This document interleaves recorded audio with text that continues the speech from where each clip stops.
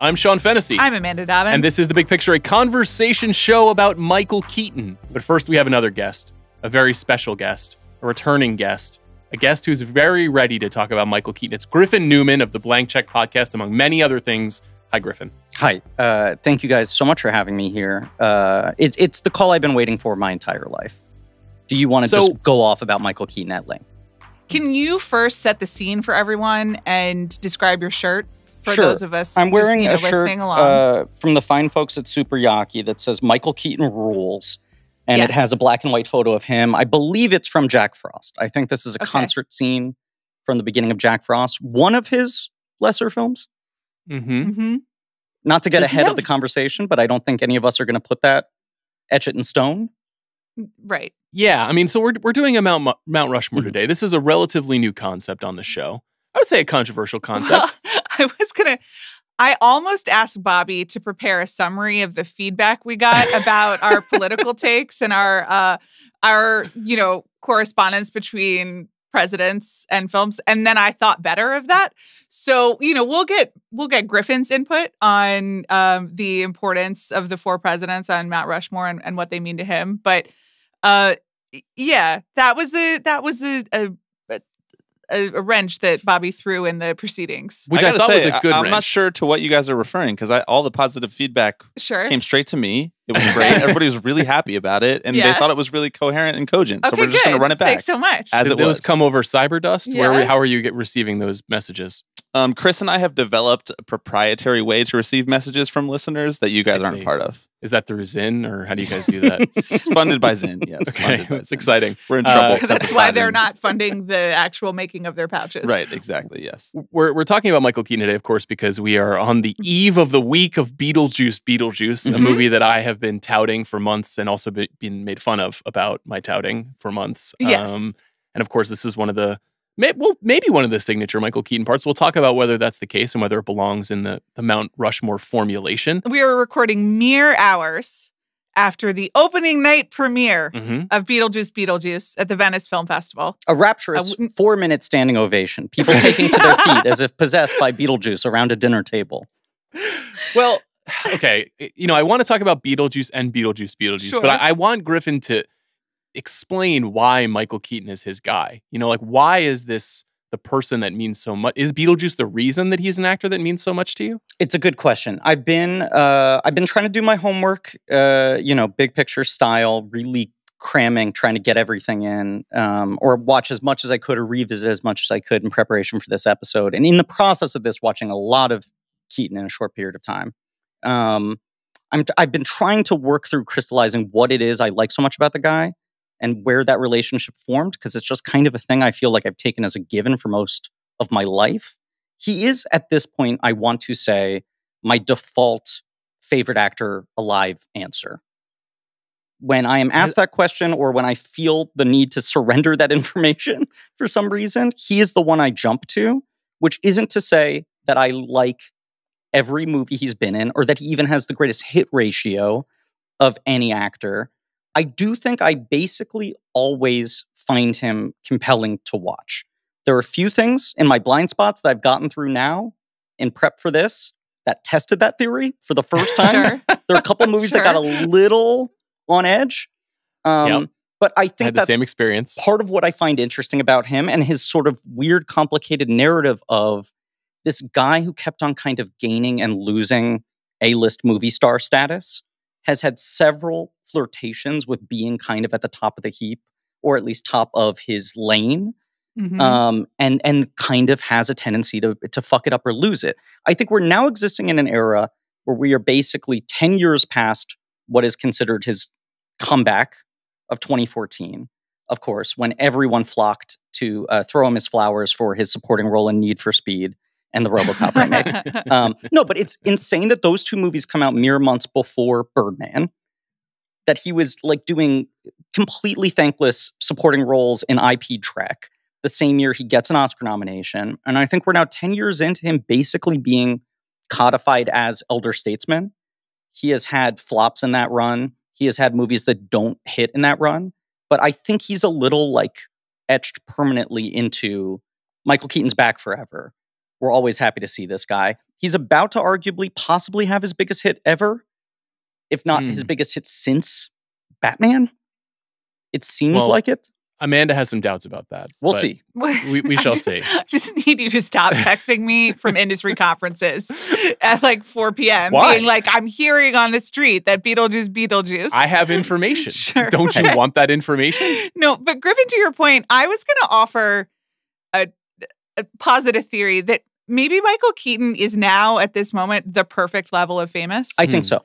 Like maybe he actually, and obviously there have been ups and downs. And as you mentioned, there's going to be a 10 to 15 year run where we're going to be like, well, Herbie Fully Loaded, which is I had forgotten how precipitous the drop off was. It's fascinating. And there are several. Like, I think there's a real dead zone, but there are, I mean, it's interesting actually how well you could track his career onto the presidents. Where they land in American history, the gaps between the 4 presidents on Mount Rushmore, the sort of peaks and valleys of American history. Oh, interesting. Right. Yeah. Oh, I think there's some direct correlation there. Yeah. Oh, that's an interesting Don't one. You're spoil also, it, I know but you're preparing for another and some other content. This is true. We love that you do your homework. This is true. And I also want to talk about that with you guys at the end. But Bill Simmons often talks about Tom Hanks as like one of the like premier market corrections for Michael Keaton. And you can even you can see that, like you can see when the Hanks rise really starts in the 90s and the Keaton movies start getting shifted over. So there are definite like peaks and valleys. I think what you just said, I've kept that in the back of my mind as I've been doing all this work. I think that is one of the like key Ringer universe theories. Is the Hanks as market correction for Keaton that I think about all the time. Totally. And I, in prepping for this, tried to go through chronologically. I was not rewatching movies that I've seen a million times or seen recently. I was focusing on gaps or things I haven't seen in forever. And so I was really kind of charting. I got through almost everything in the 80s and 90s in the last 2 weeks. And that's really the period of time where he's in direct competition with Hanks. And they're sort of like, neck and neck. And I feel like a cornerstone of Bill's theory is like when he got Batman, it was like, well, he just got a thing that Hanks could never pull off. Keaton conclusively won. They were both having hits and misses, but Batman is something that was like maybe unattainable for Hanks. And then immediately Keaton sort of starts fucking up and Hanks starts his 10-year run of being the most beloved star in America, 10 successive years of $100 million grossers. Best actor wins, best pictures. Yep. Similar choices but slightly different. This is such an interesting idea. It's literally like, Keaton works with Ron Howard for a decade and then like in comes my guy in Apollo 13. You know, it's really, there are a lot of similarities. And I do think that they have the feeling could be the same, but I agree. There is something slightly different, slightly weirder about Keaton. Keaton is a little weird, and that is what makes him special. Yes, but this also, is what I think I've always loved about him. As like a child, young movie fan trying to get my bearings on things, I think there are performances like Beetlejuice and Batman that are so bizarre for a major movie star to be given, especially in a broad studio comedy, quote unquote, or a big tentpole superhero movie, where he was just always pinging for me. And I hadn't seen a lot of the weird films in between his high watermarks, but it always felt like this is maybe the strangest performer to become a conventional quote unquote movie star. And not only that, but his movie stardom was somehow tied to him figuring out how to make his weirdness work in those contexts. He wasn't tamping things down. He was like weaponizing them. In that sense, there's a logic to why it was tough for him to sustain it or have consistency. Because it's hard to find what he fits into properly. There's certain projects where you're like, he's too weird for this. And other things where you're like, this is him trying to be normal. I think he was always kind of fighting with how he fit into this. And I think to your point, Amanda, about him now being at the right level of fame, there is this question of, not did he at times tank his career on purpose, but it certainly felt that at a moment where Tom Hanks was going into overdrive, and clearly made a choice of like, I am running for the president of Hollywood.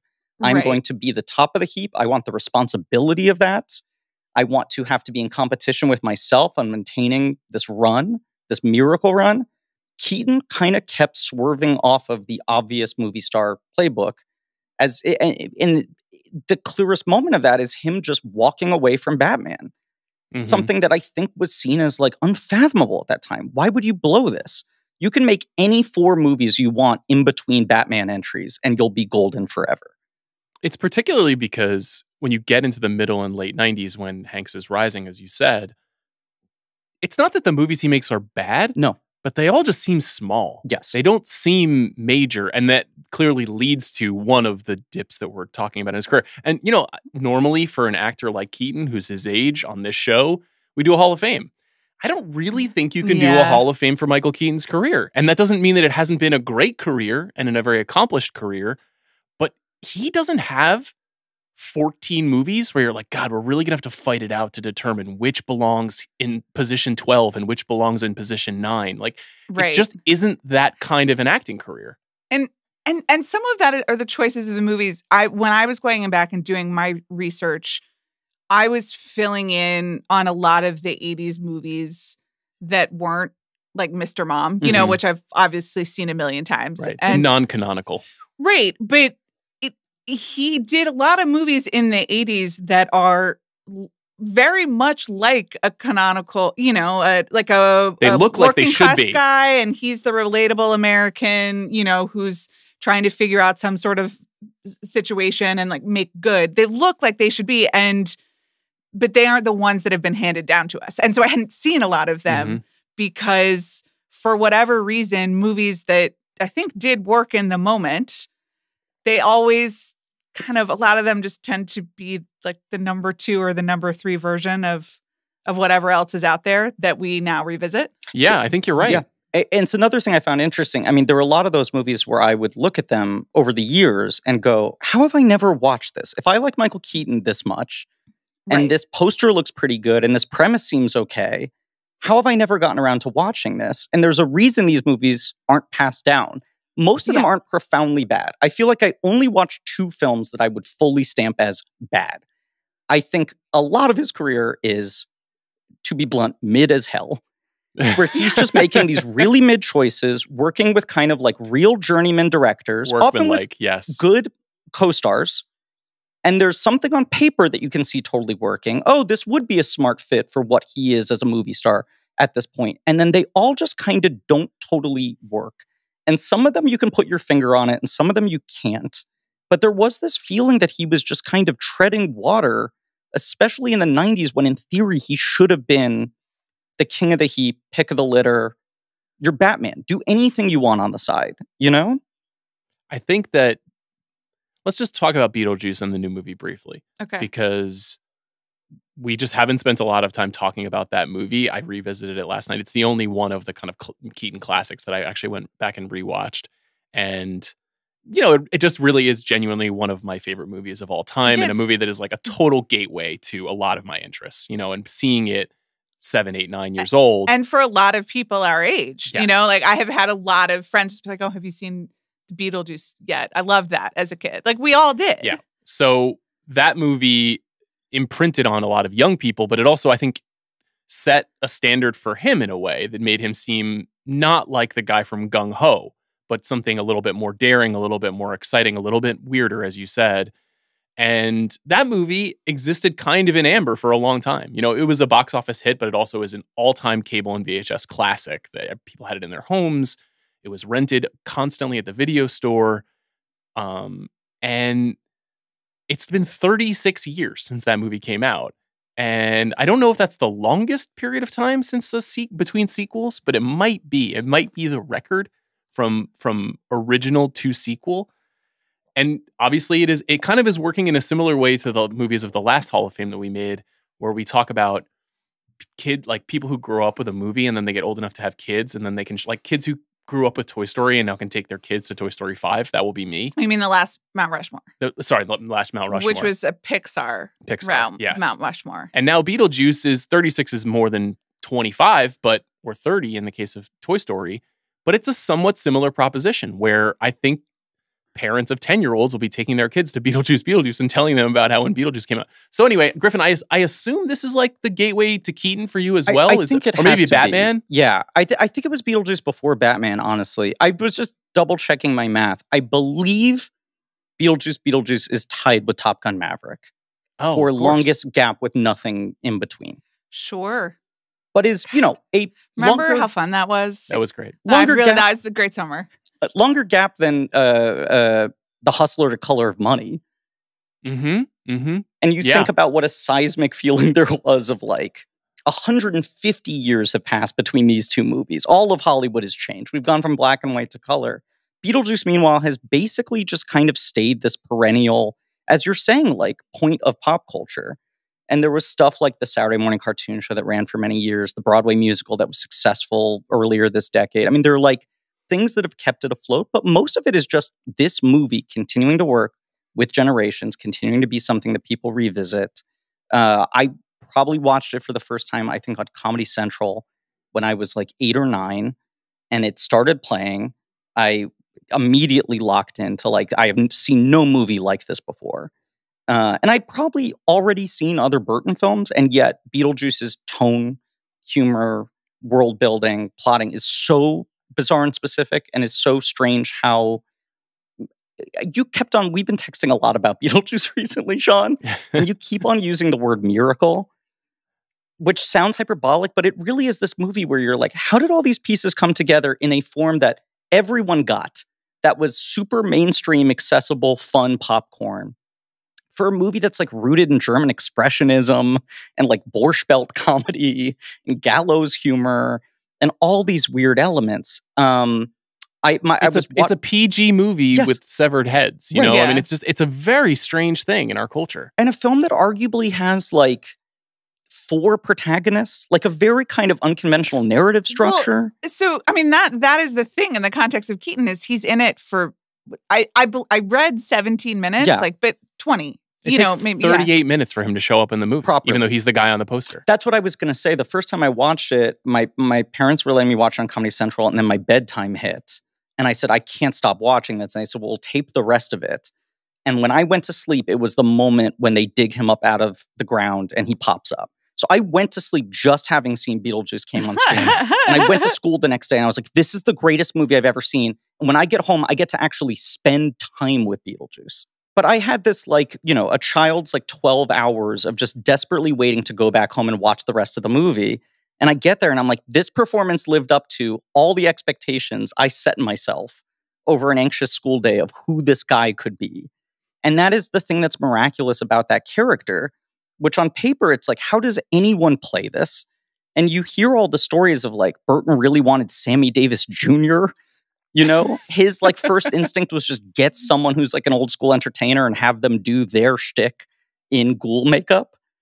And instead, Michael Keaton comes in, who's like sort of this dinged comedy star who had it and then lost it, agrees to take this title character over the title role that is actually only, as you said, less than 20 minutes of screen time. And he creates a performance that's that big that you don't question it. Yeah, I'm always a little bit skeptical of my own fascinations pre-10 years old. Anything that got into my bloodstream before I turned 10, I have to be like, is this actually good? Yes. Or did I only just arrive at the right time in my life? But rewatching Beetlejuice last night, it's genuinely I was like, this is genuinely brilliant. Like creative, strange, certainly, but in it, not just in its own world building, but its own like willingness to be unashamed to be as strange as it is. And obviously there are like a million component parts that come together. It's like it's Burton at the right time. You've got the Danny Elfman score. You've got all these actors. I think one thing that has helped it sustain in the culture that isn't always the case with a lot of 80s classics and certainly 70s classics is, not just Michael Keaton, but Winona Ryder and Alec Baldwin and Gina Davis and Catherine O'Hara all persist in our culture. I mean, they're all arguably more famous now than they were at the time of the movie's release and maybe even in the 90s. And so there's something fascinating about everyone being able to come back together for a movie like this and then not feeling that strange. In Top Gun Maverick's case, there's just 2 actors who come back for that movie because most of them are either not alive or it wouldn't make sense for them to be in that story. And in Beetlejuice, there's like a reunion kind of feeling to it as well, which is interesting. And, Burton, we'll spend some more time on him next week. Yeah. Griffin, you and I were texting about him last week. Just that miraculous 8-movie run from the 80s through the 90s, and then one of the steepest and strangest declines in movie director history. But at this time, coming off of Pee-wee, before Batman, he is the right person at the right time in a culture that is like waiting for a kind of kiddified version of horror. Like, it's like the world was ready for a kind of macabre humor that he was perfect for. And there was like kind of a sad boy thing that he really, executed very well on, or a sad girl thing in the case of Lydia in this movie. And it's this unusual brew to make a very special movie. I'm looking forward to the sequel, but I also just feel like I'm going to be disappointed. Griffin, you were saying people that you've talked to who've seen it really liked it. Mm-hmm. Obviously, the buzz is very positive for it and people want to see it. But the original does hold a very personal place in my heart. So I don't, I feel like it's not as personal for you. Do you have any expectations for the movie? Not in the way that you do. I mean, and not in like a making fun of you way either. I mean, I think that, and as you said, we'll talk more about Burton, but this is really where all the like everything comes together for Burton for me. And it is, also the most accessible. Mm-hmm. And it has like the right balance of the horror elements and the original Beetlejuice. So I'm looking forward to it, but I didn't like set my life or my movie watching life by the original. So I feel a little more comfortable just going down nostalgia lane, and then Jenna Ortega being in there just because, you need something for the kids. Yeah, definitely. But it seems like people have enjoyed it so far. The reviews from Venice are good. The thing that encourages me from what I've heard from people, and it's the question I keep asking anyone I know who's seen it, is is it weighed down with self-important legacy sequel bullshit? And everyone has told me that it is not. That it very much feels like Keaton, O'Hara, Ryder, Burton, all of them came to it with the same goal, which is like, can we just try to recapture some of the energy that we tapped into 36 years ago that felt like this perfect confluence of everyone at the right place at the right time. And that it as much as Top Gun Maverick totally works in my eyes, and as you said, Amanda, what a great summer, that movie can support the weight of like, this means something. And the key to Beetlejuice is it should just kind of be fun. I just want like imagination and energy and comedy. And that's the magic of, I think, Keaton's performance in the movie in particular, is he's talked about in interviews trying to re-identify how to tap into it. And he's like, the thing with Beetlejuice is like everything's in bounds. There is nothing you can do as Beetlejuice that is out of character. And he can sort of assume other characters. He can transform. He can take on any power, all this sort of stuff. And there's the sort of in-universe special effectsy side of that. But there's also just him as a performer can just throw anything at the wall at any moment and it fits. And especially watching a lot of the early Keaton movies leading to Beetlejuice, the thing I just kept coming back to is like, the guy has the most incredible reserve of energy. He just has like such a motor inside of him that is often manifesting as all his weird kind of like tics and jazzy movements and his off-kilter line readings. And sometimes when he's in a quote-unquote normal movie, there's a degree of like, who is this guy? Why is he talking like this? And he's almost the kind of performer where you could see it being dangerous, letting him play something like Beetlejuice of you need to rein this guy in. And yet there is a bizarre sense of discipline I do feel like he has of finding what the exact sort of like space of that guy is. He never goes full theater kid. Yes. Even though those are his interests, and in many ways kind of all of the chances that he takes from, doing Dogberry and Much Ado to Beetlejuice to like the career with Tim Burton. But I know what you mean about the motor and like the constant energy and motion, but it never like gets out of hand, or at least in the good performances. He like never totally goes for it. And so there's something about him that even though there are many choices in this filmography where I'd be like, oh God, really? Are we going to do this? He can always sell me on it. And it's just because it just seems like he's a cool, confident guy being like, let's try it. So I have an important question for you, Griffin, as an actor as well. But as I was watching Beetlejuice, there's a famous moment where he's kind of hard selling Baldwin and Davis's character, and he's doing Went to I've seen The Juilliard. Exorcist about 167 times, and it keeps getting funnier every time I see it. And he's really, it's like the rip-roaring Beetlejuice part. And as I was watching that, I was kind of wondering to myself, does Michael Keaton have excellent acting technique, or is he just a weirdly charismatic person who knows how to tap into the oddity of himself, and that makes him singular? And where is the line between talent and personhood? Right. And sometimes is that just enough to make you a great star? I think it is both. I think personhood tends to be the thing that makes someone a star rather than a great actor. And there are obviously cases of people who are both. But when you talk about like people who have some sort of stickiness as movie stars that isn't just one performance, but is across a career, even if it's not consistent for 40 straight years, there is some like unique, no one else is like this person on screen. There's something watchable about them. There is something bizarre. I do think he has a lot of craft. And I think as you watch his career go on, he learns how to hone that craft better, whereas sometimes it was totally misapplied. But I think going back to what you said, Amanda, and it's why I go back to him being my favorite actor, is I always find him compelling to watch, and I always struggle to crack exactly what he's doing. There is something confusing about his style that I find compelling, and it never feels like weirdness for weirdness' sake. It feels like it is coming out of some strange extension of this guy's bizarre energy, his weird brain, combined with some level of craft and discipline. But he's one of the only actors I can think of where he is able to, in one performance, sometimes in one scene, in one moment, simultaneously be very big, very stylized, very over the top, and yet feel grounded in something incredibly specific, incredibly like kind of emotionally grounded, psychologically based, and still feel a little elusive, like he's holding something back. When you watch Robin Williams in these sort of like Beetlejuice-esque performances, the times in a movie he was allowed to let her rip and everything is in bounds, there is nothing he's holding back. He is throwing every single thing at the wall. And the moment you just called out, which, as you said, is kind of the peak of him going most Beetlejuicy, the start of that moment is he comes in 1,000 miles a minute, he's throwing fastballs, they go, what are your qualifications? And it cuts to him pulling back and goes, well, I went to Juilliard. And the start of that speech is him pulling it all down to zero. He takes all the Beetlejuice affectation down. He stops manipulating his face. His eyebrows settle for an instant. And he's in his real speaking voice. And then he ramps it back up. And he's showing you in real time, like, he's playing with the levels. He's not blowing the whole tank every time.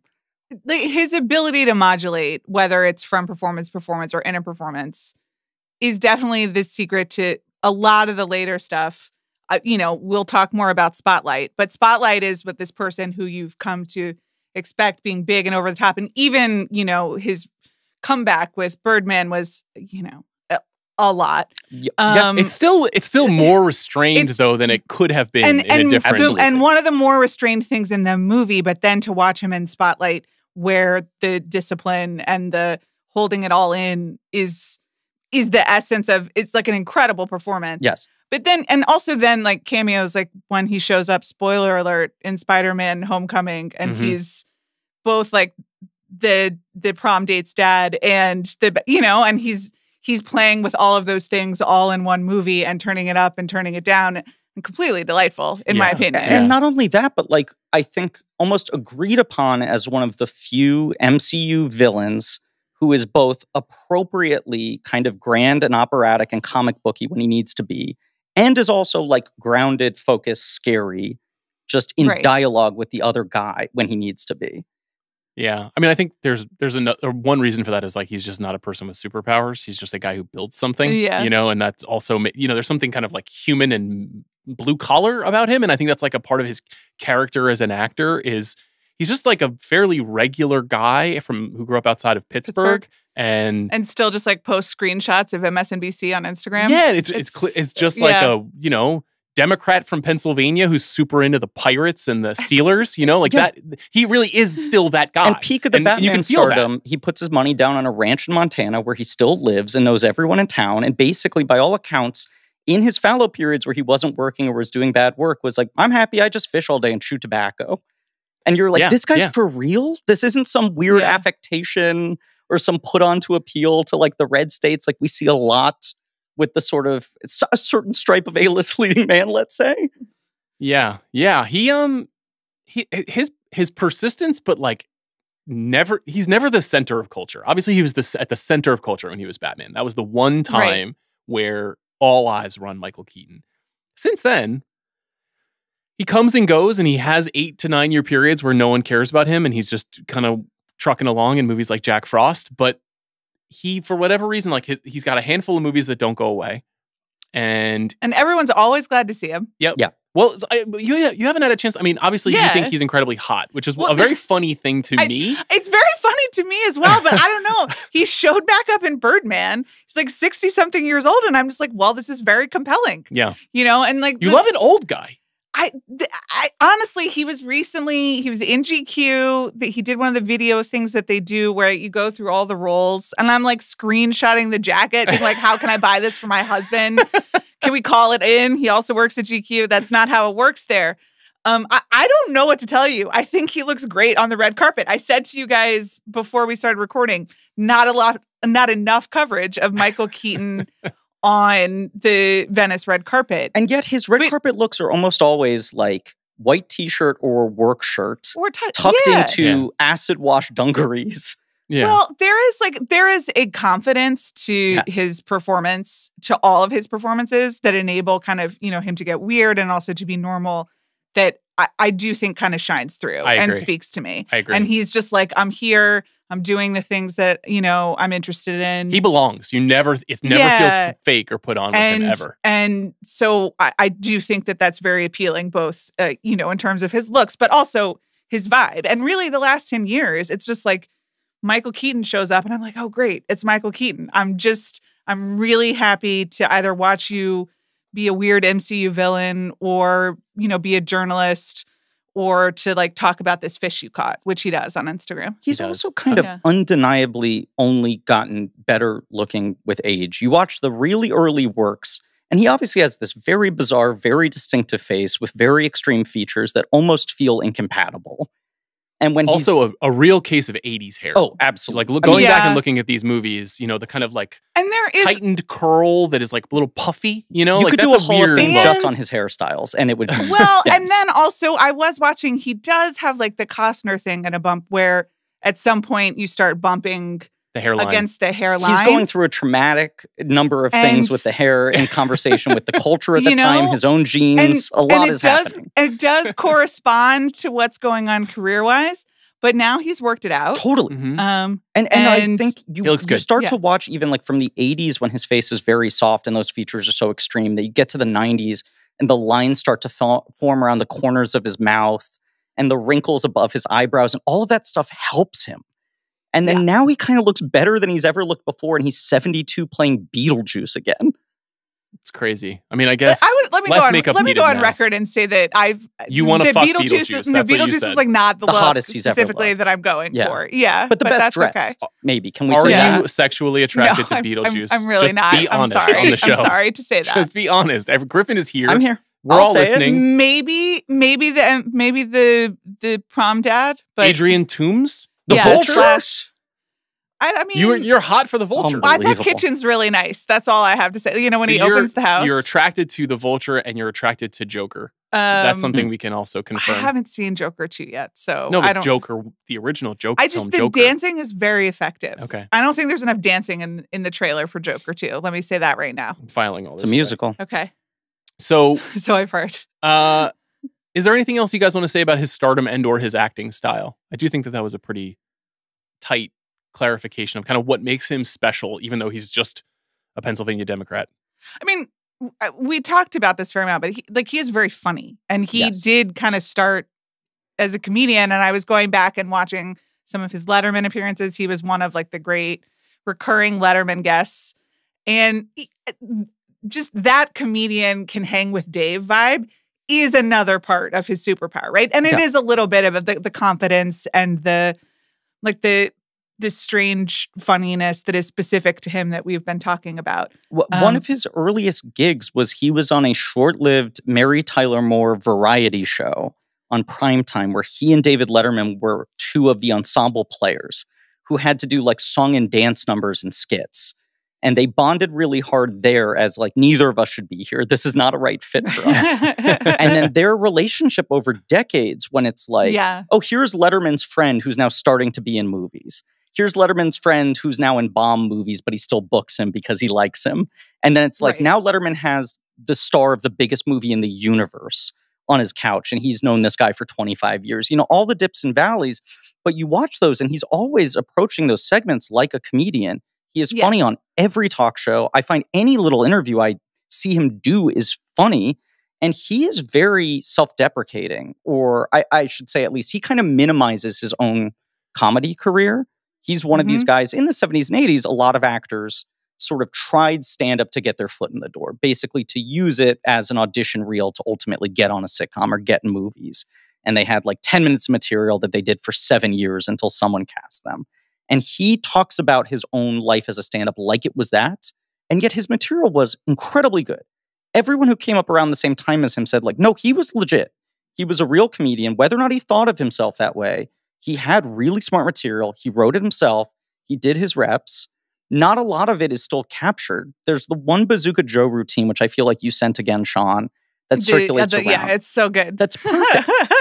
And you do kind of feel like, is he this lost, like, Stephen Wright that just wasn't kind of captured, but was ready to drop it all the second he got into movies? We should play that routine just so people can hear, because it's a great point to bring up the fact that he was a comedian. And it does something really interesting with his movie career, because the first 3 or 4 roles, you can be like, oh, comedian making an effort to become a comic movie star. Again, like, it's not unlike the path that Steve Martin went. That's what I was just going to say. But it's like, if you look at Steve Martin or Chevy Chase or Eddie Murphy or any of the big 80s comedy stars, he starts out in a somewhat similar place, but very quickly kind of abandons that entirely. And in many cases just goes for pure drama in that first decade that none of those other actors, it would take them years, sometimes decades, to be willing to take on roles like the role in Pacific Heights. You know what I mean? Like, I mean, we just got to get to. I have so many questions about Pacific Heights. But I want to make one key distinction before we jump into that is, in opposition to the guys you just listed,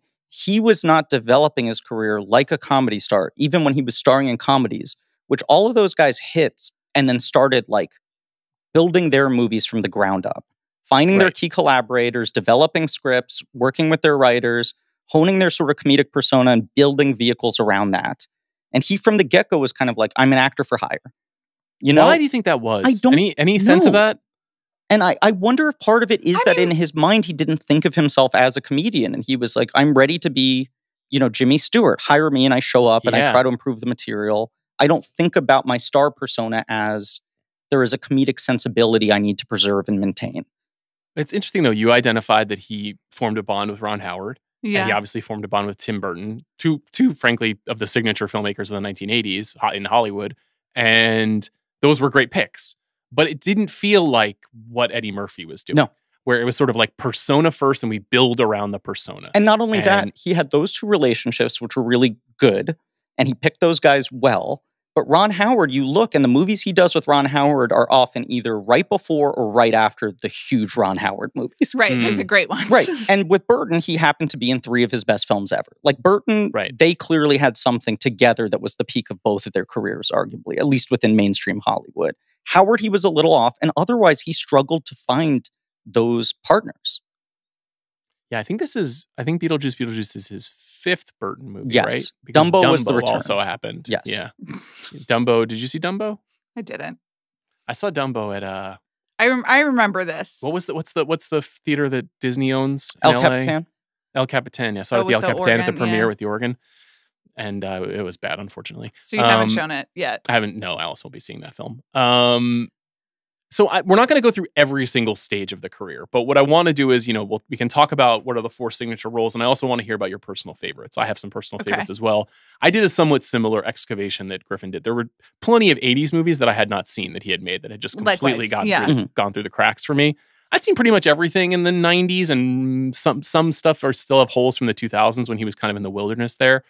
But Let's start with like personal favorites, and we can find out whether one or two of those personal favorites will be able to crack into the Mount Rushmore, because, you know, we know for a fact that there are two profound locks for our conversation.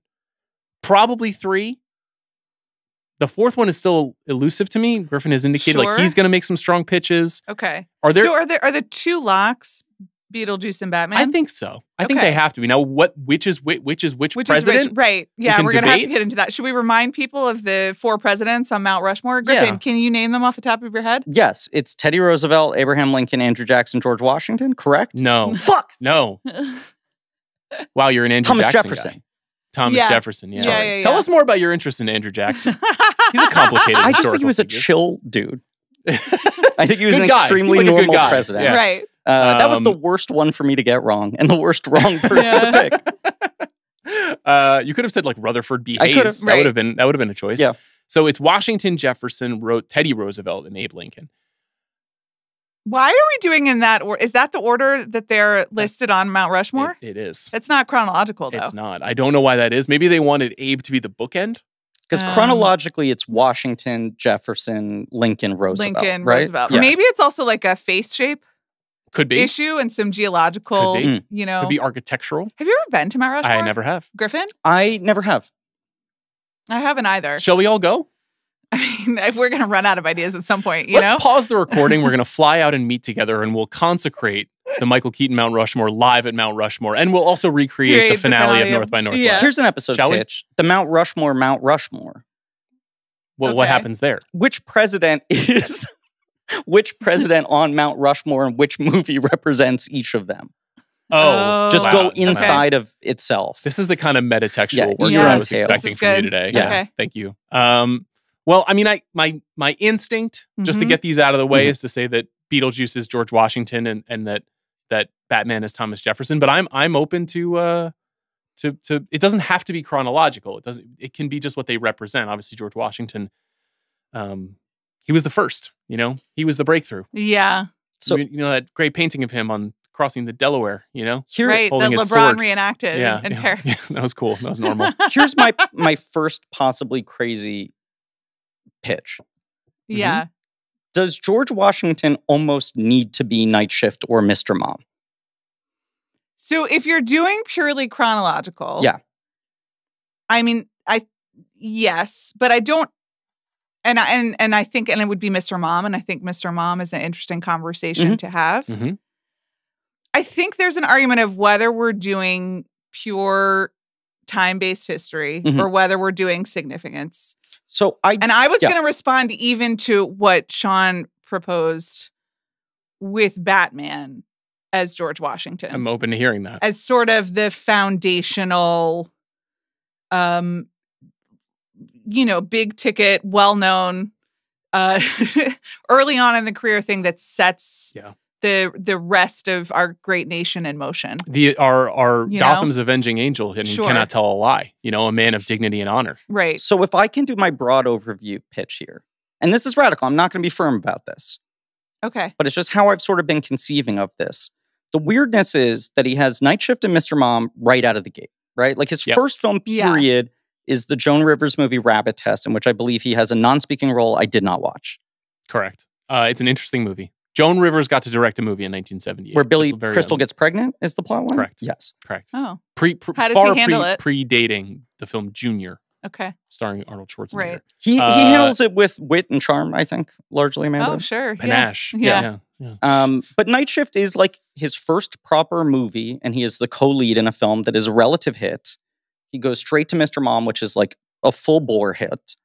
It feels like he has now fully arrived as a comedy star.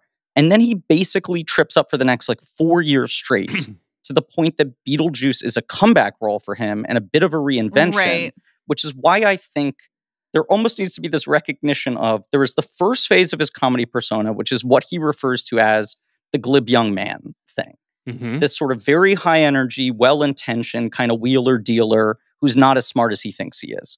And he talks about that he almost immediately got tired of doing that, even though he probably could have run that for another decade straight if he had thought about his career in a more conventional comedy star way, and immediately started pivoting, largely into movies that don't work.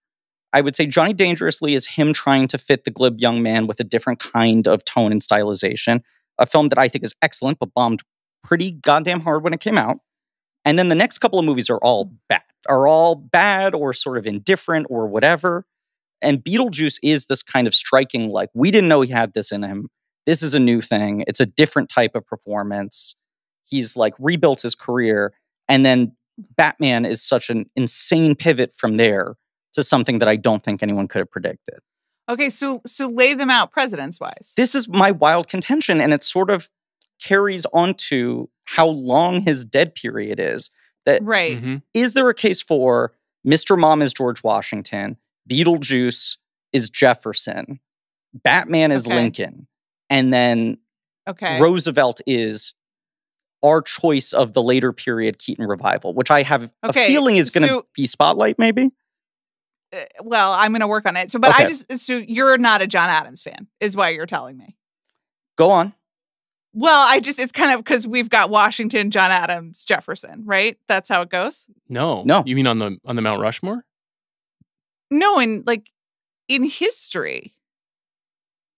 Because he's saying everything in between Washington and Jefferson is total garbage.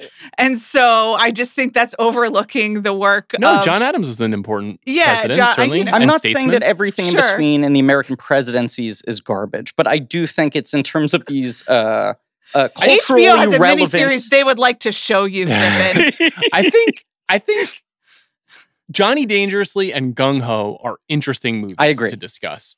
Johnny Dangerously, I also, Griffin and I have a lot of crossover in our taste. Sure. And when we saw movies, I also really, Amy Heckerling at the relative start of a very interesting comedy directing career. One of the clips that I think I sent both of you guys was him doing like Cagney and 30s Gangsters, and his affection for those characters is obviously very present.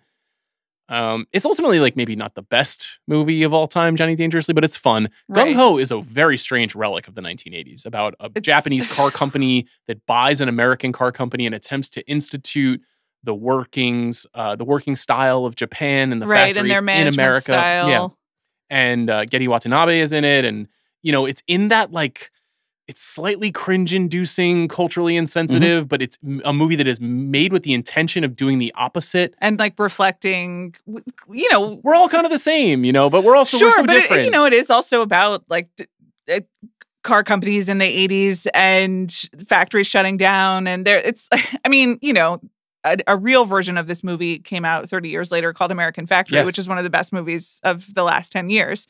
It's not, Gung Ho's not great, but it is, it's cringy from top to bottom in terms of its cultural sensitivity, but it's interesting. It's interesting to me, especially because it has a serious character to it that none of his other previous movies do. Right. That this is the movie where you're like, oh, so to what the point Griffin was making, this guy wants to be Jimmy Stewart. Yes. That's actually what the movie tells you. He doesn't want to be that. I think the script for that movie is incredibly dopey. I think Getty Watanabe is really good in it in a way that makes you angry that no one ever gave him this much to do ever again. Yeah. In a part that is not terrifically well written, but it's the most meat he's ever gotten in a film.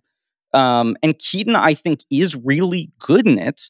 And it does feel like the movie where he's really making an effort to be like, I have to break down the glib young man thing and build what the new thing is, which is the kind of like blue collar, smart ass with a sense of integrity, sort of core Keaton persona we're talking about. Touch and Go doesn't exist, is a hockey drama that is just kind of, to call it bad is almost giving it too much attention. The Squeeze, did you end up watching this, Sean? I did. It is one of the most bizarre studio films I have ever seen. I just could not get my head around it. I had a hard time understanding what was happening. Correct. I appreciated its eccentricity. Did you watch this at all? I didn't. It's streaming on Tubi right now, which is why I think Griffin and I watched it within 12 hours of each other. I'm not even going to try to summarize it. No. Other than just to say, like, he's an artist who gets into hijinks and some criminal conspiracy. Right. And it's very unusual. Tone is all over the place. It's shot like an In Excess video. I could not follow the plot on a scene-to-scene basis.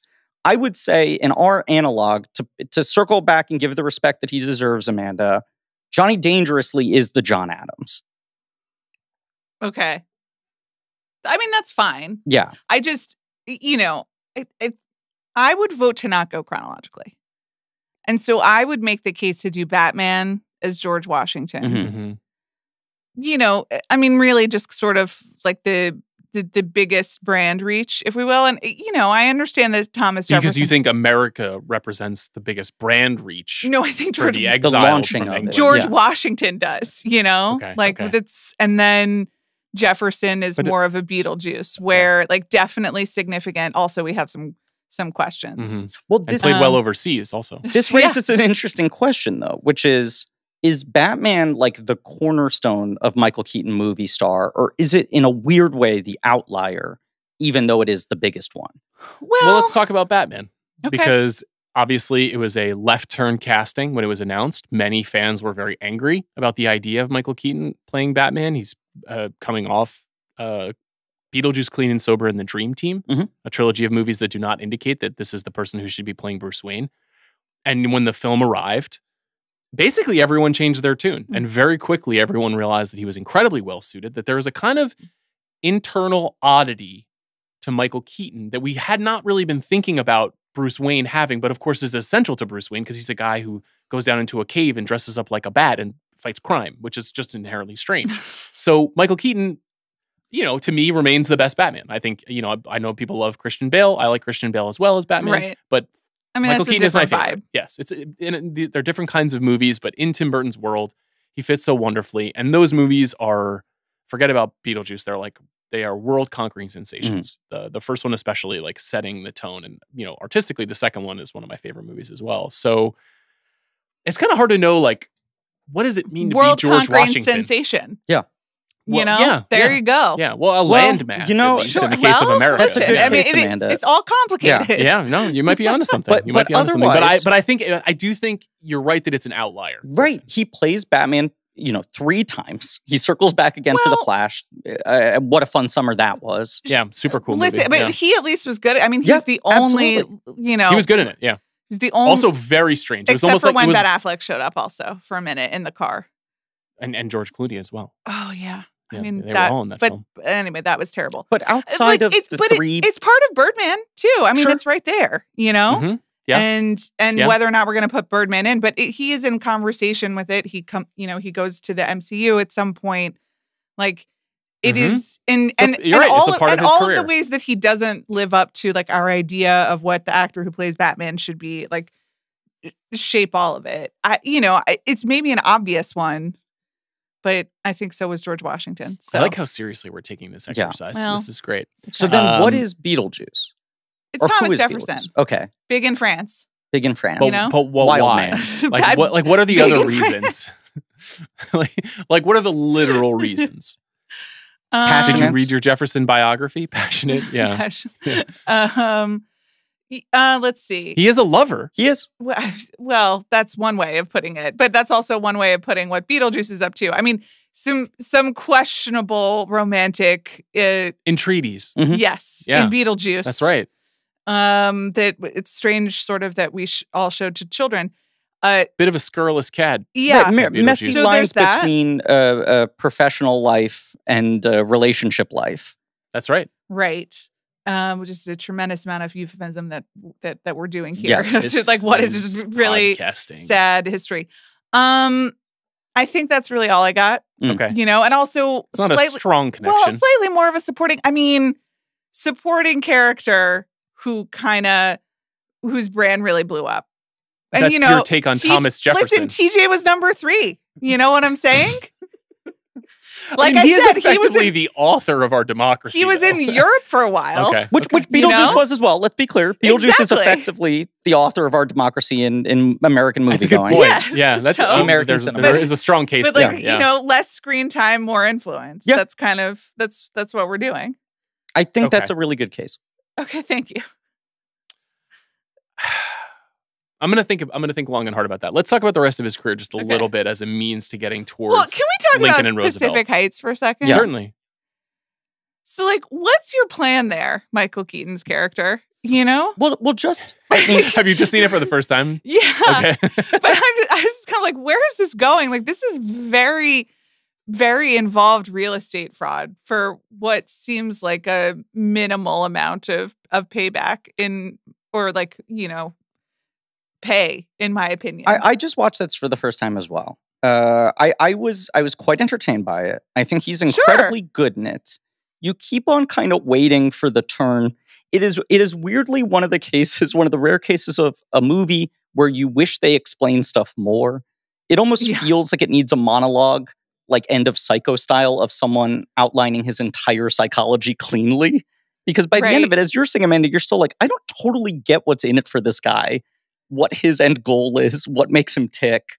As much as Keaton plays him very well, his whole kind of racket is bizarre. And without spoiling the movie for people who haven't seen it, I kept wondering if this was in any way vaguely based on Robert Durst. Because there's a similar, inexplicable, why is this guy doing this shit that it feels like will ultimately catch up to him? This doesn't feel like a smart way to use your power and money. Right. Yeah, I mean, I guess if you haven't seen Pacific Heights, we don't want to ruin the movie for you. It's a thriller from 1990. It feels like an intentional kind of buttressing against the Batman mythology, you know, where he's like going to play a very evil guy who moves into a home and won't leave and is causing a lot of problems for, for the people who own the home. That makes it sound more like a horror movie. It's a thriller. It's a thriller, but it is also just like a 80s yuppie nightmare. Yes. You know, which is, and it is very funny as a cultural product of that time. And, you know, Matthew Modine and Melanie Griffith play like the, you know, startup landlords and have they gotten the cabinets right? And spend a lot of time in a lawyer's office, like learning San Francisco tenant laws. Yes. Which is, and they're like very upset about them. And you're like, well, who am I supposed to side with, the landlord or the tenant, you know? So I like it as a social study. It's a contemporary anxiety. Totally. Yeah. It's also a movie that feels like Adrian Lyne trying to make What About Bob? It is like a very bizarre mix. Very well said. But that's, so part of what I like about it, and that is something that is more or less gone from our culture, is this is one of the first movies that Scott Rudin ever produced, and it's directed by John Schlesinger, who, you know, made Midnight Cowboy, Marathon Man, million great movies. And it is a brilliantly made, kind of dingy little thriller, you know? Yeah, totally. And the 80s are kind of chock full of movies like this, but this one captures Melanie Griffith, Matthew Modine, and Michael Keaton at a great time in their stardoms. And just stacked supporting cast. Like Laurie Metcalf is the real estate lawyer is helping them. You know, every scene someone amazing pops up. It just really, really feels like a lot of work for a real estate scheme. That's all I have to say. I agree. And you keep waiting for the turn of like, is he going to become a serial killer? Or is there a larger scam here? And at the end, you're a little confused by what his main, what was really in it for him. Anyway, it's not. It's not going. It's not on any of the Mount Rushmore. But it's the kind of movie that if we were doing a Hall of Fame, it would go in, and you'd be like, "Oh wow, we've got 4 already," and then you'd go 12 years would go by before you even consider one. You need to put it in for a Hall of Fame just to represent it being an important step in his career in a weird way. Yes, and it also feels very strategic that it's like this is the first thing he does after Batman, in between Batman and Batman Returns, where basically any movies he makes are going to be hammocked between 2 genuine, like, guaranteed blockbusters. He makes this and One Good Cop, which I would argue is the worst film of his I have yet to see. Interesting. I actually didn't watch this one. I would say one of the only ones it is a disaster. Okay. And it's one of the few movies where I think he is bad, where he's giving a bad performance, but the whole movie is out of whack. But that feels like maybe a miscalculation of what kind of thing should I be doing as a movie star, whereas Pacific Heights is I want to immediately play against whatever box people are trying to put me in. Okay, quick conversation. Is there any case for Batman Returns? I think that obviously that movie belongs to Michelle Pfeiffer and Danny DeVito in many ways. That's the thing. But this is definitely one of the best movies that he's made. And I think he's great in it. And I also think in the Amanda zone, there is an argument for this being him unlocking his real sexiness on screen for the first time. He's very dashing. The real power of Batman Returns is their chemistry together. Totally. The urban legend has always been that, you know, of course, Sean Young was supposed to play Vicky Vale in the original Batman, gets in this horse riding accident, and Warner Brothers wanted to recast it with Michelle Pfeiffer. And Michael Keaton and Michelle Pfeiffer had an affair years earlier. And he had reconciled with his wife. And Michael Keaton was like, you cannot put her on set with me. I can't get back into this. And by the time Batman Returns happens, awesome, he is divorced. And I don't know if they reignited anything, but it does have that energy. Their heat is amazing. Yeah. When I didn't rewatch Batman Returns, I just fast forwarded to everything where it was Michael Keaton and Michelle Pfeiffer, and that was a great way. It's to incredible. Watch something. But it's a very cool movie. Yeah, but it is so much of that belongs to Michelle Pfeiffer. I tend to agree. I just raise it because, we're entering a period here in the aftermath of Batman Returns with a couple of interesting parts and a couple of star parts, but there's a long dry spell that is ahead of us, and his inability as Hanks is rising to figure out what his mode of stardom is and with the parts that he picks, it's at least worth noting, because as we go through and we say, okay, Much Ado About Nothing, that's a supporting part. That's not really in the conversation. It's cool. It's cool. Really cool that he did it, and also is an interesting case of him finding a way to interpret Shakespeare in a different style than any other actor I've ever seen. Yeah. Yes. And that's because of that weirdness that he brings to every performance style. And then you've got 4 leading parts in 4 conventional seeming Hollywood productions. Right. That are drama and comedy. That just don't live on. That don't quite get to where you would think they would have gotten to coming off of Batman Returns, Beetlejuice. So you've got My Life, a drama about a dying man. You've got The Paper, a very kind of noisy Ron Howard ensemble about a newspaper. You've got Speechless, a classic romantic comedy set up with Gina Davis, reuniting after Beetlejuice. And then you've got Multiplicity, antic Harold Ramis high concept comedy. All 4 of these movies, I remember being a kid and being like, that's going to be my next favorite movie. Right. My Life may be the least of those 4 because of its adult themes, but even that movie, I was like, oh, wow, interesting. Adults have children and then they die. Like, I remember thinking about this. And none of these movies really work for me ultimately. Yeah. And I have some affection for them. I was certain I was going to reclaim The Paper when I rewatched it. And then I was like, respectfully, I'm not reclaiming The Paper. A mess. I like The Paper quite a lot, but I also cannot argue against what both of you are saying. Like, it is a mess, but it is the kind of mess I adore. I want it to work. Yes. It's one of these things we get asked in mailbag sometimes, like, if you could just do over. And they could do over with the same cast, like right now even, and we could make some tweaks and maybe it would work. I agree with you. But it doesn't. It's a real... It feels like it could have been great. Exact movie, him reteaming with Ron Howard at this point, that should unlock him getting to the Hanks phase of his career, and it comes a little short. My Life, you're like, this should be the most emotionally devastating thing I've ever seen. Yeah. It is weirdly a movie that has the mise-en-scène of an episode of Mad About You.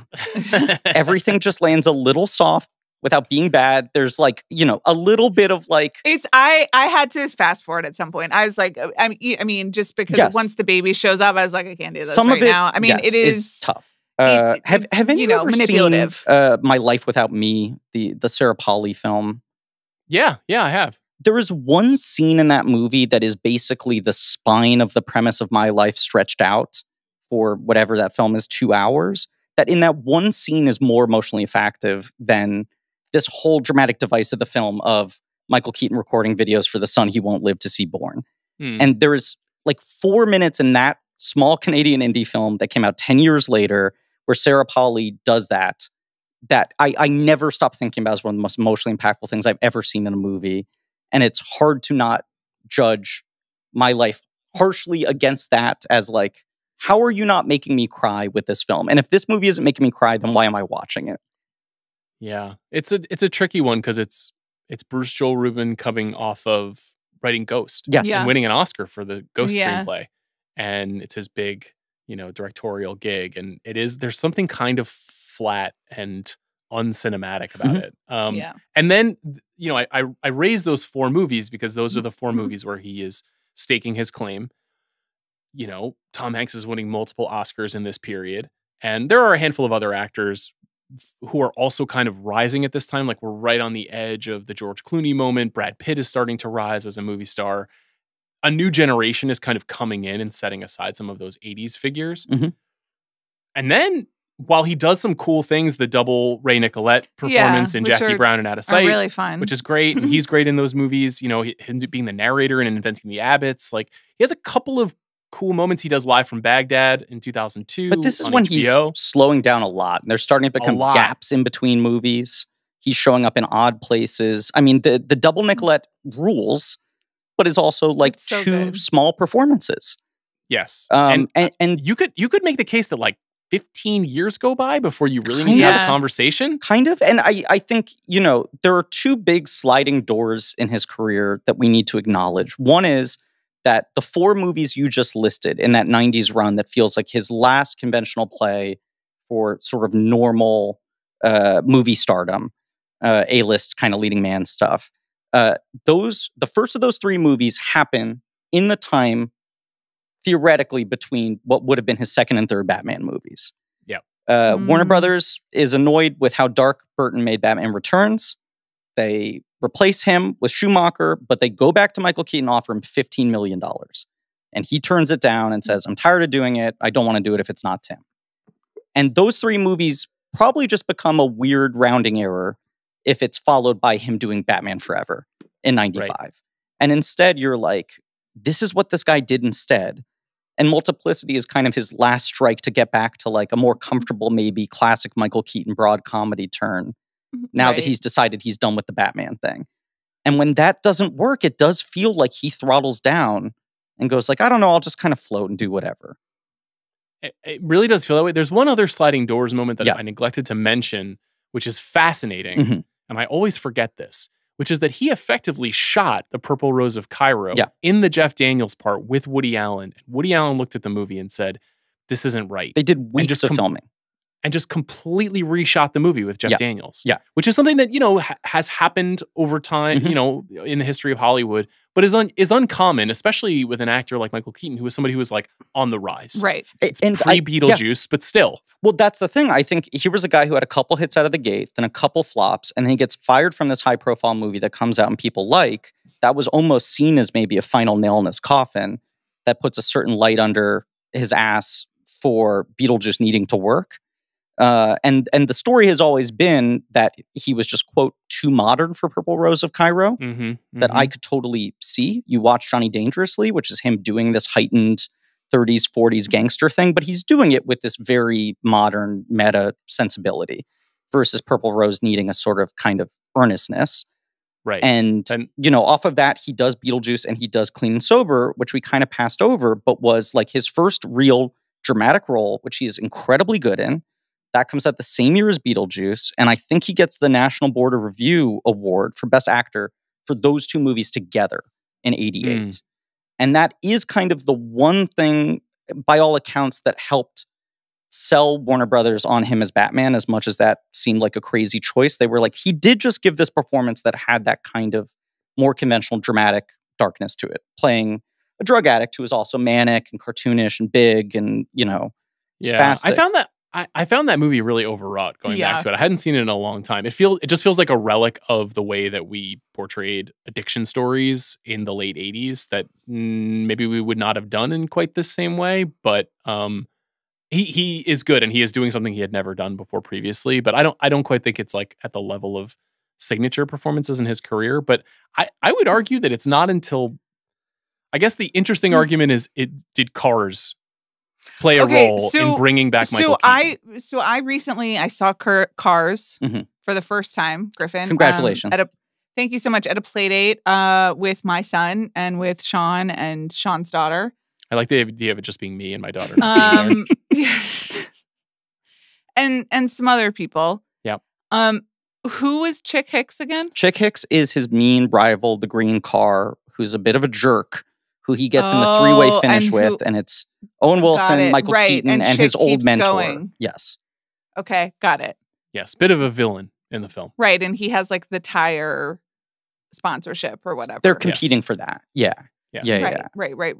Okay. Now, that's 06. A lot of, he's done a lot of movies in between. Listen, then. I know First Daughter, I'm sure, is important to you. Well, it's not even The Good Daughter of a President Which movie. one is that? That's Chasing the Liberty. Mandy Moore one, Chasing Liberty. Chasing yeah, Liberty, with Matthew okay. Good as Okay. the Secret Service agent who she falls in love with, and then they get separated, I and hate then they when that happens. have to when you meet at fall in the love what is with it a like Secret Service agent? the Jeez. Liberty Parade or something in Berlin. Definitely. But they do. It's like cleared, and so she can pursue The a Liberty Parade in Berlin? something like it. Right, Griffin? Yeah, that sounds right. There is yeah. like or like one law.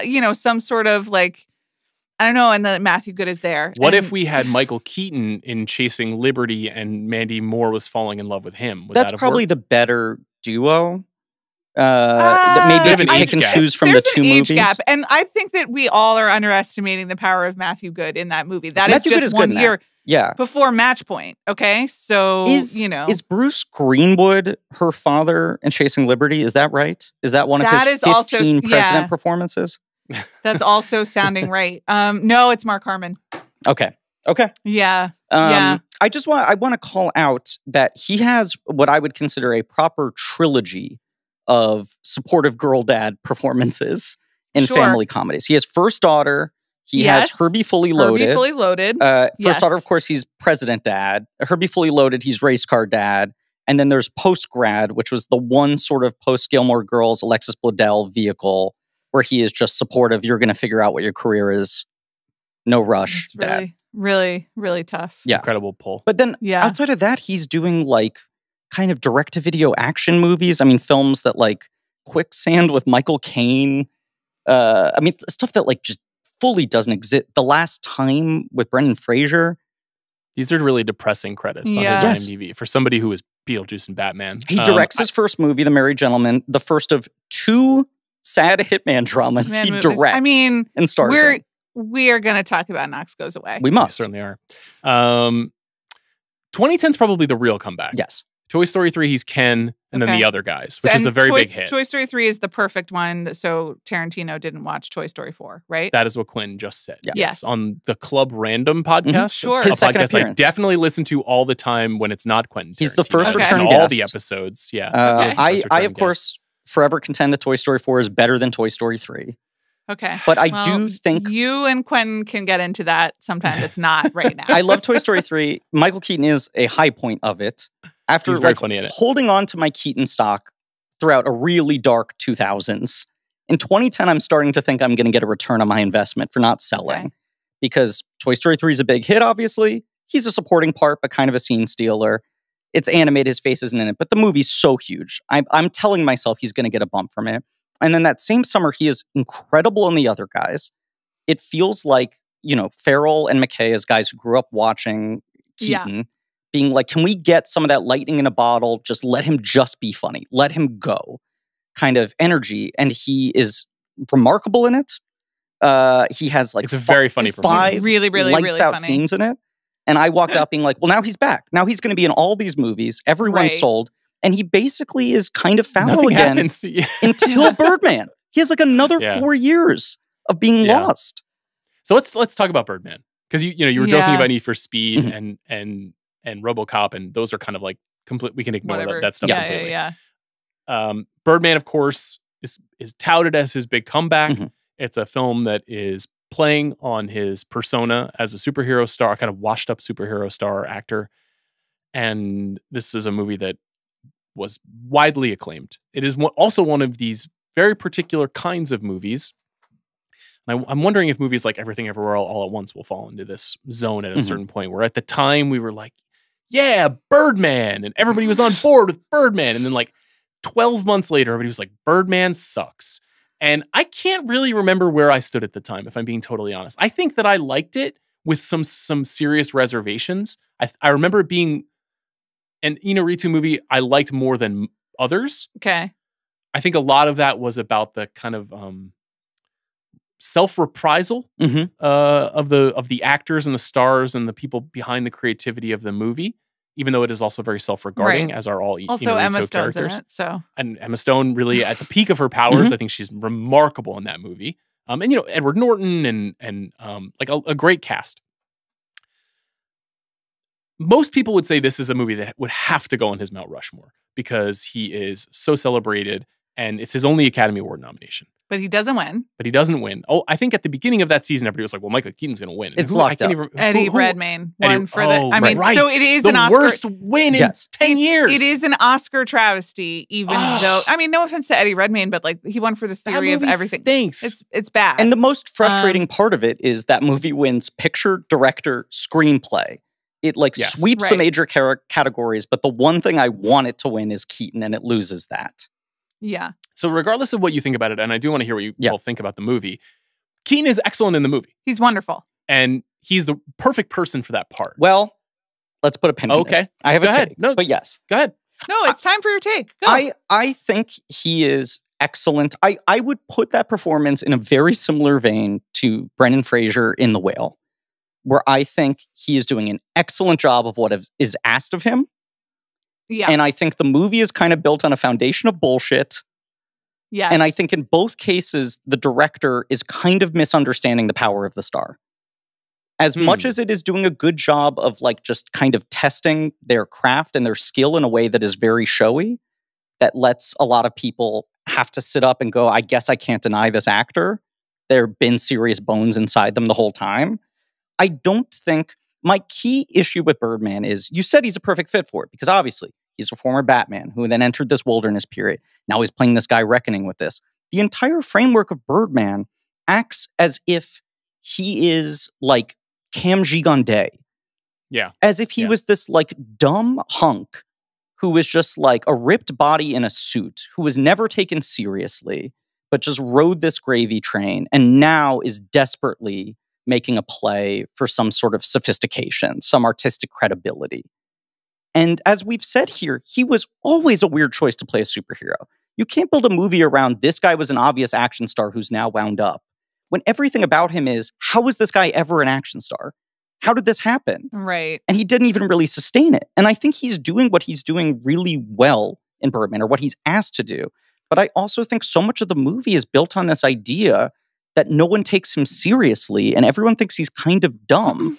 And Michael Keaton is too inherently intelligent an actor. Part of it is literally just his eyebrows and his eyes, but he isn't capable of being on screen for 2 seconds and not looking like he is deep in thought. And even when he's in his glib young man period, the humor of Mr. Mom, Johnny Dangerously Night Shift comes from this guy being intense in thought and then saying the dumbest thing you've ever heard as if it's brilliant, with a confidence that he's able to sell on people in the room. And I think on that level, Birdman just totally falls apart. On top of, I think it kind of has stupid takes on acting and drama and theater and criticism and all these things. I think you're totally right. I find the movie exasperating. Yes. It will surprise absolutely no one. And he's very good at it in the sense that the movie would be even more exasperating and all over the place were he not in it, being a little restrained, allowing Edward Norton and Emma Stone and everyone to just absolutely fly off the handle. And they're really fun in that. And he's providing a balance that the movie desperately needs. But unfortunately, it needs a lot more than that to be good, in my opinion. And I mean, it's still bullshit that he didn't win. Yes. Here are the nominees this year. Eddie Redmayne, who won for Theory of Everything. Steve Carell as Foxcatcher. That was a strange time.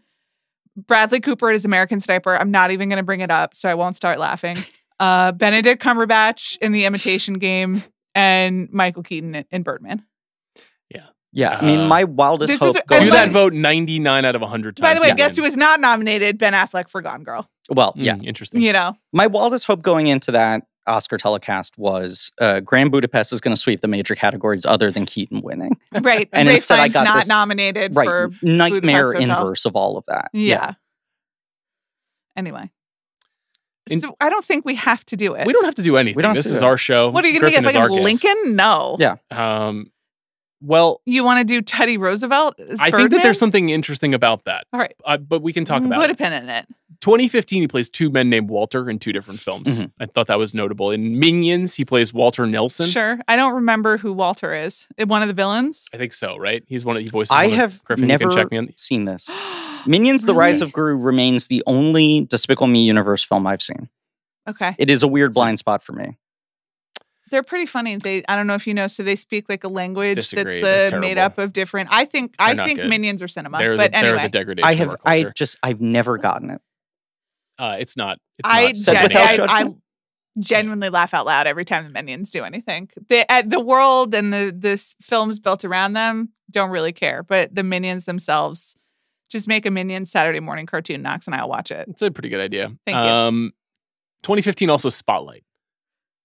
So he's the star of 2 consecutive Best Picture winners, which is something that I think contributes significantly to concretizing this second or third wave of stardom and makes him, as you guys were saying at the beginning, just kind of one of the guys of Hollywood for a 4 decades. It makes it not a fluke.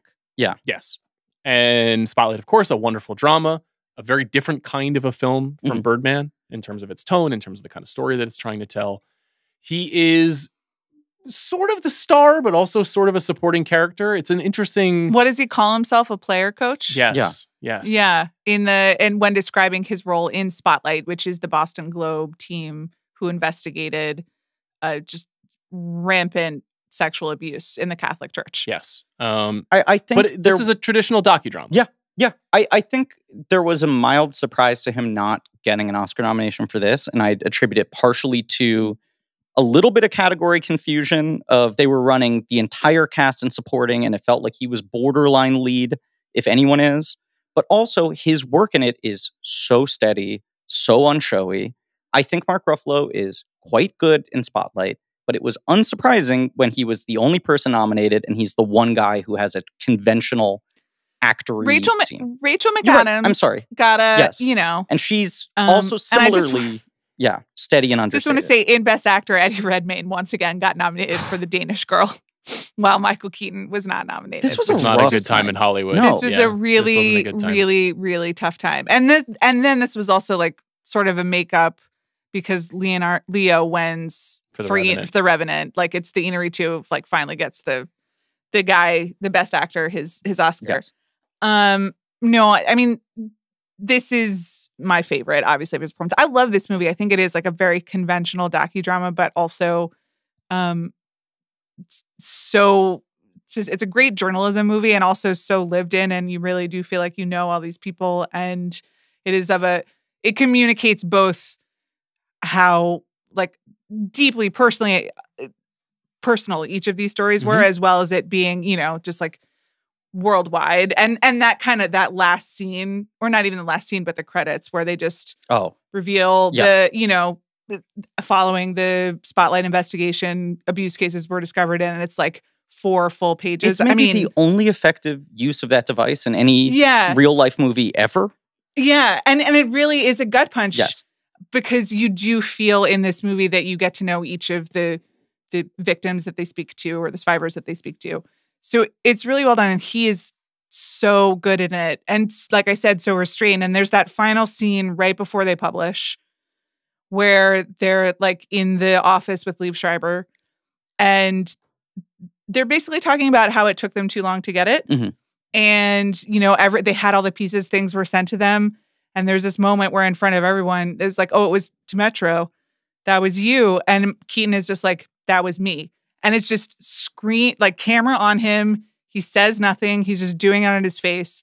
It's lights out, devastating, but not too much. But not too much. Back to early conversation. This is the movie where it's like, this is just pure craft. He has taken down all the sort of tics and tricks. He does have the inherent motor and the energy in him that keeps it all sort of flickering, but he's not doing any big moves. And yet, I remember seeing this movie in theaters with my mother. And at one moment, one of the early walk and talk down the corridor of, the newspaper office shots, my mom and I both start laughing and then look at each other knowingly and go, the walk. He can't stop doing the walk. And there is this very distinctive Michael Keaton walk that is like somewhere between John Wayne and like Elvis Presley. Like it's like this sort of jazz sachet with a lot of hip work, and like real tight legs that he would use comedically to his advantage. It's part of what's so fascinating in Batman is that he's stuck in this incredibly restrictive suit that limits all of his like nervous tics and puts all that energy just in his eyes and his voice, which is why I think he was so effective. But even in Spotlight, where he's stripping it down, he's in elder statesman mode, he's not trying to flash and be colorful. There is that little bit of like rock and roll in him that he can never totally drop. Right. And, and he ultimately, like, he gets the background source he has his moment of journalistic. I really like the tension between him and Jamie Sheridan's character Yeah. and their history together. And, Jamie Sheridan, another one of those Danny Houston types who every time he shows up in a movie, you're like, that guy's bad. But I really like that anxiety of like old friends and they've gone in two separate directions in terms of what they perceive to be. Michael Keaton has a kind of dignity, even when he makes mistakes in the movie. And his, we can talk about whether or not that should be the movie there. It's to me, obviously the superior movie to Birdman. Mm-hmm. Whether or not it's the superior performance, I think can be debated and probably will be debated no matter what we decide here. And the interesting thing about this movie is like what happens after this is like it's the same thing that's happened in the 90s, where it's like he's like, Michael Keaton is back, and then he's in The Founder, and then he's not back. Now, I'm going to make the case for The Founder.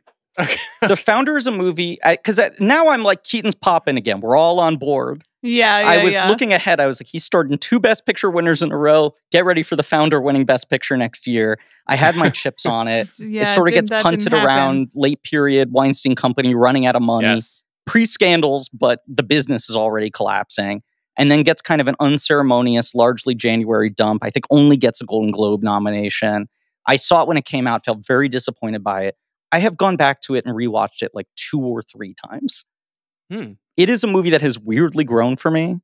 It is absolutely on the lower end of the kind of like Moneyball, intense men struggling with their demons, trying to be good at their job. Break a broken industry kind of Wait, let's not put it in the same sentence as Moneyball. I think 10 out of 10. He's pretty good. He's pretty good in it, but it's not Moneyball. It's not Moneyball. I'm saying it's the lowest end of what I like about Moneyball. Yeah. There's just a weird energy to every John Lee Hancock movie. I agree. Where I'm like, when's the movie going to start? Like, is this going to turn into a movie at some point? Is it going to feel exciting at some point? There's just a kind of inertness to his directing Little style. Thing's the most extreme version of that, where it ends feels like it should be the start of the movie. It's such a strange thing. Anyway, that's it. The Founder has a script by Robert Siegel, wrote The Wrestler, and big fan, super talented screenwriter. Just a movie that I wish was better than it was. This movie came out right before I really started doing the show and writing about movies more and kind of getting into it. And I had a very similar thought that you had where I was like, wow, I got to start really paying attention to The Founder. And then that was not necessary. I think he's perfectly adequate in it, but it's not a movie that I feel like will be in the first 3 sentences of his obituary. No, absolutely not. And then, I have an appreciation for the movie Worth, which was kind of dumped onto Netflix, which I think is an interesting film about, is it lawyers in the aftermath of 9/11? Correct. Yes, and I think gives a really good performance in that movie. But aside from that, has just been kind of doing programmers and been doing but he's superhero movies, and he's also doing, in Spider-Man Homecoming, in Trial of Chicago 7, even in The Flash, dare I say it, you get really excited when Keaton shows up. But kind of cameo king a little bit. Yeah, but it is a little bit like, that Keaton magic, it's coming back, which is... He still has heat. Exactly, which is kind of forming the last 10 years. Trial of the Chicago 7, I believe, because that movie was in development for so long, was going to be Spielberg directing Sorkin's script for a while, and then Sorkin, even once he took it on as a director, it went through a bunch of cast shakeups. I believe Keaton was supposed to play Kunstler for a while, which is obviously a much bigger role. That's Rylance? Correct. Yeah. And then there was some scheduling shakeup, and he wasn't available, but he still wanted to be part of it, and he took the smaller part. I do think it's the most electrifying 8 minutes of the movie. A movie I do not You're so excited like when he very shows much, up. but you feel not just that you're excited, like, oh, it's Michael Keaton rules, but he's really locked into something and using a different energy than he usually has. Worth, I think, is totally rock solid. Dumbo, I do want to make the case for him playing basically evil Walt Disney in this movie. A movie that is basically Tim Burton having an existential crisis in real time about what's happened to his career and how he's been commodified by this major studio. And he casts his old collaborator to play like a Walt Disney stand-in, who I believe my friend Karen Hahn referred to as business Beetlejuice. It is him just playing kind of like sadistic white-haired entertainment mogul. But then, yeah, you're in this weird space, and like none of the movies that don't work stick to him anymore in the way they used to in the 80s or 90s. The Protege is like this nothing Martin Campbell, Maggie Q vehicle where he is the second lead. A movie that, if I can make the case, Amanda, is largely built around the idea of how sexy he is at this age. That is basically the hook of the movie, is she is like hired to kill him, but he's too hot. Yeah. It does not work.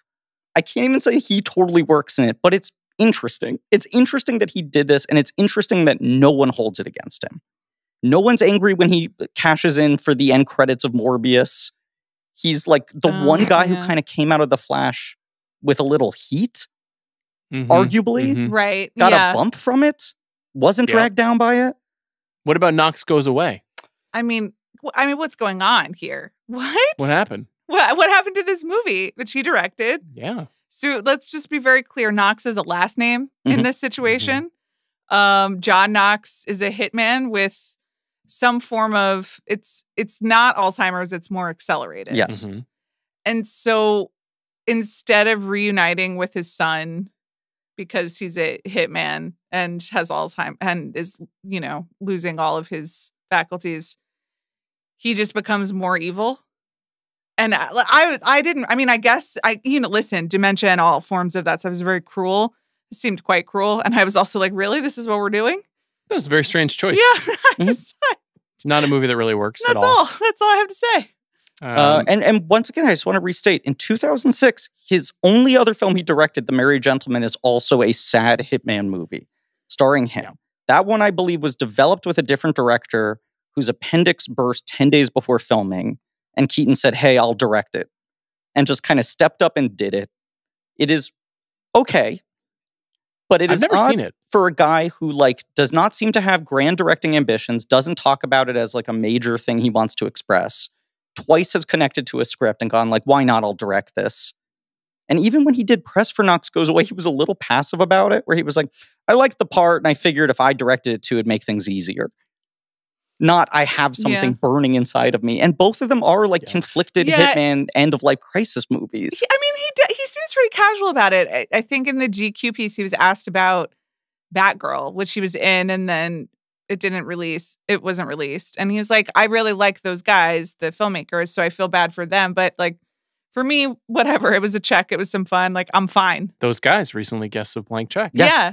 Yes. So, but even there, he was just kind of like, well, sometimes it works, sometimes it doesn't. No, I admire that. Yes. That whole attitude. When they were on Blank Check, I didn't want to get into too much, but I was asking them about what it was like to work with Keaton, and they were sort of talking about in terms of it feels like you are playing with the come-to-life version of the action figure you grew up with as a child. To be a director of that generation, directing Michael Keaton in a batsuit on set and then have it be a movie that doesn't exist. Literally doesn't exist. Must be very bizarre. So 2024, of course, brings us Beetlejuice, and also the film Goodrich. Yes. Which is directed by Haley Myers-Shire. Yes, Hallie. Hallie Myers-Shire, excuse me, the offspring of the most important marriage of your life, other than your own. And I don't know if it's the most important. She is the daughter of Nancy Myers and Charles Shire. She's kind of a human legacy-quel. I mean, her entire career and existence certainly exists in the tapestry of the Nancy Myers-Charles Shire divorce cinematic universe. It is really true. And anyone who has seen Home Again, starring Reese Witherspoon. Right. Yeah. No, listen, I went to the premiere. Yeah, there were at least 200 people. They were forever changed that night. And a really great house. I think the house that they picked once belonged to Jennifer Garner and Ben Affleck. So, it all comes together. Goodrich also stars Mila Kunis. As his daughter? And yes. And so he's learning how to be a dad or granddad. He was a bad dad with Mila Kunis, who is now an adult. He had young daughters with his new young wife, who I think goes away or has a health problem, and he's left to be single father for an extended period of time with young children, which he's never really known how to do. That's obviously going to work on me, it's gonna win regardless Best of the Picture. quality of the film. Yeah. Who cares? This is your favorite movie of the year. It's coming out in 6 weeks. I mean, get excited. It's a Ketchup Entertainment release. It's going to blow up the box It's released by Ketchup Media. Ketchup Entertainment? Ketchup Media. Sure, yeah, of course. So, from the hospital, solo pod. I think you should do it. I don't think that's going to make it. Let's just make our picks. Okay. Now, I'll say this. I think he made a really strong case with Batman and George Washington. Thank you. But you can't have it all. So you're going to take Birdman? You're going to make Birdman I'm not going to make Lincoln? anything. I'm just saying you can't control the entire board. You got to let Griffin make some moves. That's you got fine. I have nothing for Teddy Roosevelt. I don't know. I'll defer to you guys, but I do think Spotlight is Lincoln. Okay, Griffin, what do you think? If Spotlight's Lincoln, I mean, Beetlejuice has to be one of the slots, right? So now is Beetlejuice Jefferson or Roosevelt? And if we're not thinking about chronology here, but we're thinking about the power of the president themselves and what they represent. I think there's something cool about Beetlejuice as Roosevelt. Just getting out there? Well, Remember, there's he's the Rough Rider. There's something unusual and fearless about I did Teddy have Roosevelt. to do a lot of Teddy Roosevelt research. Because I'm Shame not. on you. Well, I'm sorry that I'm not to the dad history portion of my life yet. Like I will get there. Yeah. I still have to finish the Napoleon podcast. Okay. But I didn't reread my Teddy Roosevelt research. So I like national parks. Beloved by Democrats and Republicans alike, right? You can kind of fit him to whatever you want your message to be. Mm-hmm. Teddy R. Sure. Okay. I mean, he would be a big D Democrat today, right? Based on his social policies. Yeah. Okay. So, are we saying that Mr. Mom is the fourth slot, or is this still in contention? Anything can be in contention. As Sean said, I can't choose everything. Because Mr. Mom as Jefferson sort of makes sense as just the unbridled, the energy, the passion, as you said, the sort of architecture of the democracy, right? It's his first real leading man movie. It sort of sets the template of how he occupies that space. And Thomas Jefferson is the Mr. Mom of the United States. I mean, here's a question. Is Mr. Mom good? I know that's not necessarily important to this exercise. I'm glad you asked this. I think it's kind of good. Yeah, it's kind of good. I think in like an early 80s way. I think you could explain to me, because this was not a movie that I grew up with, and I watched it a little later in life. Not for this podcast, but maybe in the last 10 years. And I watched it and I was like, this feels pretty junky. This feels like pretty mid, as you said earlier. Yeah. Okay. And I know that it was a hit, and I know that it kind of codified his movie star persona for a period of time. And so all that is important. It also endures as a concept and also a future. You're looking at one where you could be a Mr. Mom, Absolutely. Here you are now, but in 1983? I love having a Mr. Mom day or a Mr. Mom weekend. Okay. Mr. Mom week? A little bit less so. Too much. With Mr. Mom year? Not really. Like a Ms. Mom week is also. Mr. Mom month is kind of a Goodrich situation, which is also interesting that he's now going back around to sort of old man Mr. Mom. Okay. Well, maybe that is the ultimate case, is that this is still a part of his persona, his character as a character. I think it is. I also think... I like that. I would say, I think the movie's kind of dopey. I think the big takeaway, I hadn't seen it in a long time. Probably since my young initial love affair with Michael Keaton after Beetlejuice. My parents were like, you should watch this as well. My first and strongest feeling watching it is you see how much John Hughes was so underrated for his sense of visual comedy, which was often kind of unshowy. But watching someone else directing one of his scripts and not really adding anything to it really underlines what John Hughes did as a director. And later on, he found better directors to make the films that he didn't also handle himself. The movie looks junky as hell. It's got odd rhythms. It's got sort of no cinematic sense. Does have a great cast, great performances. Keaton's kind of on fire. And the case for it... He's genuinely funny. Right. And the case for it is almost that it's this is him single-handedly willing a movie into working. It's all on him. I think I accept. Okay. Even though I have more affection for Night Shift, Johnny Dangerously. I don't know if I have more affection for Birdman, but I mean, Birdman is a very faulty film with great stuff in it. Is there great stuff in Mr. Mom? No, I'm just going to say that out loud. Was there great stuff in Thomas Jefferson? Yeah, that's my point. Okay. There was great stuff in it. Okay. I mean, there was a lot of stuff in him. Right. Yeah. But some of it was great. His ideas remarkable. They Sure. persist to this day. So is the idea of Mr. Mom. Okay. You know? This is kind of the case. that we would all contribute to raising a don't child think in it's 1982. one of his 4 best films, but I think it's Okay. kind And of you're right, that's arguably not one of the his 4 point. most important. Okay. Right. I see accept. it. Yeah. I'm okay with this. So will you announce the Mount Rushmore of Michael this Keaton? this is really normal. And when people, cut it out of the context of this 2-hour podcast and are just like, here's Amanda comparing presidents to Michael Keaton films, I'm sure that will do well on the internet. Anyway, the Michael Keaton Mount Rushmore. For George Washington, we have Batman. For Thomas Jefferson, the influential film Mr. Mom. For Teddy Roosevelt, we have Beetlejuice. And for Abraham Lincoln, Spotlight. I like where we landed. Griffin, are you cool with this? I am. I am. The world's I biggest agree with Keaton you. fan? Even just like pure Keaton comedy, I prefer Johnny Dangerously. I prefer Night Shift. I prefer Multiplicity even. But I do think if we're speaking to some larger sense of the cultural narrative of this man, it kind of has to be where we landed. Which of these Keatons do you most want to spend an evening with? I think that you know. Beetlejuice. Mr. Beetlejuice. Mr. Beetlejuice. Griffin, where can we find you? Blank Check with Griffin and David, podcast that both of you have been on recently and hopefully will be on again sometime soon, which I host with David Sims from The Atlantic, and we go through director filmographies, and we're kicking off David Lynch right now. We're in the early days of David Lynch, which will take us through most of the rest of the year, but we'll also be doing a Beetlejuice episode on our main feed, tied to the release of that as sort of a catch up from our Burton miniseries that ended very poorly 4 or 5 years ago. We ended on a rough note. That's right around when I started listening to the show too, and I've been saving the Eraserhead episode for my sojourn to Telluride, so I'm very excited to be listening to that while I sit on a bus for 2.5 hours. Griffin, thank you so much. You're the best. Really appreciate it. My pleasure. Lovely to see you. Thank you. You had reached out and said, we got to figure out another episode to have you on. And I just said, are you doing a Keaton episode? You hadn't even told me it was on the schedule yet, but I felt it was in the air, maybe was going to happen. We're mind meldy these days, for sure. Well, speaking of mind melds, and speaking of presidents, Griffin, do you want to... are we allowed to tease his next appearance? Yeah, go ahead.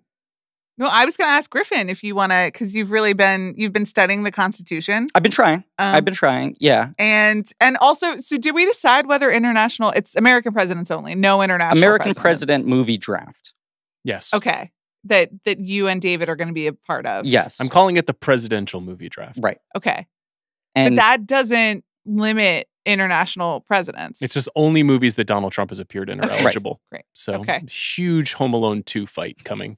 Yeah, you guys will be back in November for that, which I'm very excited about, and we're all studying very hard, and there'll be all kinds of arcane rules around it, which we're currently sorting. Is everyone going to wear wigs? Absolutely, powder wigs.